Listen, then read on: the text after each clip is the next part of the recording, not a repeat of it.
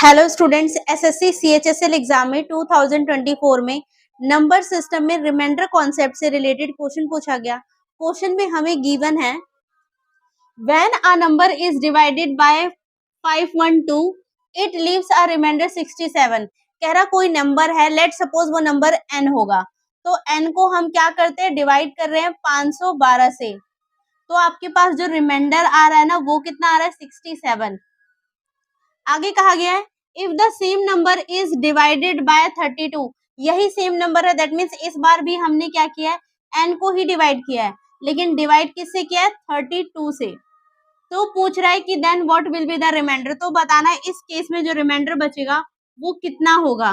तो जब भी ऐसा क्वेश्चन पूछता है तो आपको क्या करना होता है, ये वाले रिमाइंडर को आपको चेक करना होता है क्या ये 512 का एक फैक्टर है या नहीं है। अगर ये 512 का फैक्टर मिल जाता है तो आपका काम बहुत आसान हो जाएगा।